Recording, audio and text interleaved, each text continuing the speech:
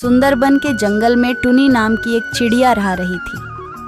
टुनी बहुत नेक चिड़िया थी। टुनी के शादी का 5 वर्ष हो गया था, पर अभी तक उसने संतान का सुख महसूस नहीं कर सकी थी। संतान न होने के कारण टुनी बहुत दुखी रहती थी। इसके अलावा टुनी का पति मुन्ना भी पहले की तरह उसका ध्यान नहीं रख रहा था। उसे मुन्ना अब प्यार नहीं करता था। मुन्ना जी इस ऑफिस में काम करता था। उस ऑफिस में मोनी नाम की चिड़िया भी काम करती थी।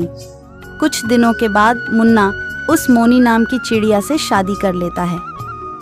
तब से मुन्ना कुछ ही समय के लिए टुनी के पास आता था। एक दिन टुनी को मुन्ना की दूसरी शादी का पता चल जाता है। तब उसे बहुत तकलीफ होती है। अब टुनी का दिल टूट जाता है और टुनी रोने लगती है। अब मुझे इस घर में कोई प्यार नहीं मिलेगा। एक ना एक दिन मेरा पति मुझे अपने घर से निकाल देगा। अब मुझे अपनी माँ के पास चले जाना ही उचित होगा। फिर टुनी अपने माँ के पास जाकर रोने लगती है। माँ, मेरा कोई संतान नहीं है, तो इसमें मेरा क्या कसूर है? माँ, मेरा पति मुझसे प्यार नहीं करता है। चुप हो जा मेरी बच्ची, वरना मेरा दिल टूट जाएगा।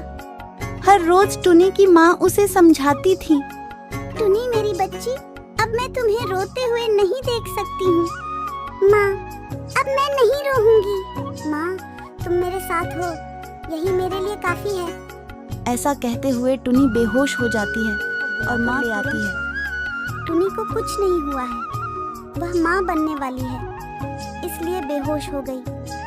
डॉक्टर की बातें सुनकर माँ और बेटी को यकीन ही नहीं होता है। डॉक्टर वहाँ से चली जाती है। ईश्वर तुम्हें जिंदगी जीने का एक आधार दे रहे हैं, तो अपना अच्छे से ख्याल रखना। और मैं अब कितना दिन ही जी पाऊंगी। माँ, आप ऐसी बातें नहीं बोलो। ऐसे ही कुछ दिन बीत गए, पर क्या करती टुनी की माँ अब इस दुनिया में नहीं रही। टुनी पूरी तरह से टूट चुकी थी। टुनी अब अकेले हो गई और मन ही मन सोचने लगी कि उसे ऐसे टूटना नहीं। दिनों के बाद टुनी ने एक अंडा दिनों के बाद अंडे से एक बच्चा निकला, जिससे टुनी बहुत खुश हो गई। कुछ दिनों के बाद ऐसे ही टुनी अपने घर में बच्चे से बातें कर रही थी। टुनी और उसका बच्चा बहुत खुश रहने लगा। अगर वीडियो अच्छा लगा हो तो वीडियो को लाइक करें और चैनल को सब्सक्राइब करें और बेल आइकन दबाना ना भूलें, ताकि हमारे वीडियो की नोटिफिकेशन सबसे पहले आप तक पहुंचे।